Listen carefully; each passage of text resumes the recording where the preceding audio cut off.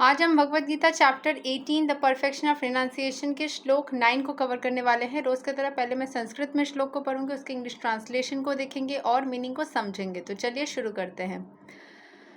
कार्याम इति ईवा यत्कर्मा नियताम क्रियतेर्जुना संगाम त्यक्त्वा फलाम चैवा सा त्यागा सत्विको मता। O Arjuna, when one performs his prescribed duty only because it ought to be done and renounces all material association and all attachment to the fruit, his renunciation is said to be in the mode of goodness. पहले हमने negative चीज़ें जाना कि कौन से type of renunciation या कौन से टाइप ऑफ प्रैक्टिसेस नहीं करना चाहिए।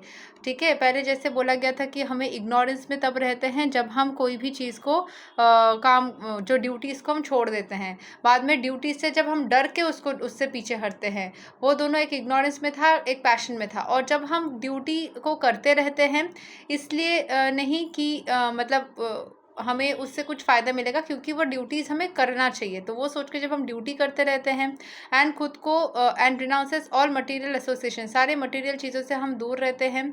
ठीक है, and all attachment to the fruit, हम बस फ्रूट्स पाने के लिए O Arjuna when one performs his prescribed duty only because it's ought to be done, क्योंकि उसको सारे सिर्फ वो करना चाहिए, उसका कोई फल की चिंता करता नहीं है एंड उसके लिए कोई मटेरियल एसोसिएशन रखता नहीं है। Renounces all material association and renounces all attachment to the fruit, उसको फल की चिंता नहीं है, वो सही तरीके से त्याग होता है। सिर्फ कर्म करते जाओ, उसका फल की आशा मत करो। सो यहाँ के एक्सप्लेनेशन को पढ़ते हैं।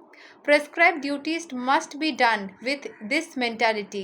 One should act without attachment for the result.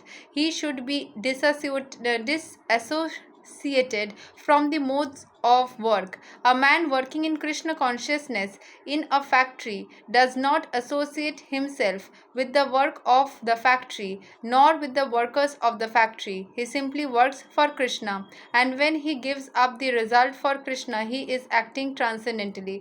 मतलब एक इंसान जब काम इसलिए नहीं करता कि उसको वहाँ से कुछ अच्छा तारीफ मिलेगा या कुछ अच्छा फल मिलेगा, या फिर वहाँ के लोगों के लिए भी नहीं, किसी के लिए भी नहीं, सिर्फ भगवान ने उसको वो दायित्व दिया है और उस फेज़ ऑफ लाइफ में लिया है। फॉर एग्जांपल मैं एक टैरो रीडर हूँ, भगवान ने मुझे ये प्रोफेशन दिया है और भगवान को खुश करने के लिए अगर मैं इस प्रोफेशन को सही से करती हूँ तभी मैं इसमें ग्रो कर पाऊँगी, तभी लोग मुझे पसंद करेंगे। अगर मैं सिर्फ और सिर्फ अपने फ़ायदे के लिए, अपने रोज़गार के लिए या फिर लोगों को संतुष्टि देने के लिए करने लग जाऊँ, तब उसमें उतना ग्रोथ नहीं होगा। ठीक है, सो जो बहुत ज़्यादा ग्रो करते हैं लाइफ में वो इसीलिए करते हैं क्योंकि वो सारे कार्य जो करते हैं उसको एज अ उस प्रोफेशन को, उस काम को भगवान का ही दिया हुआ एक दायित्व मान के करते हैं एंड सब कुछ भगवान के हाथ में छोड़ देते हैं। ठीक है, सो यही तक है श्लोक number 9 of Bhagavad Gita chapter 18। And Krishna हम सबके अंदर ही बैठे हुए हैं, हर जगह पे बैठे हुए, कण कण में कृष्ण है, उसको बस महसूस करने की दूरी है। हर जगह पे ही कृष्ण है, ऐसा नहीं है कृष्ण आज है कल नहीं है, कल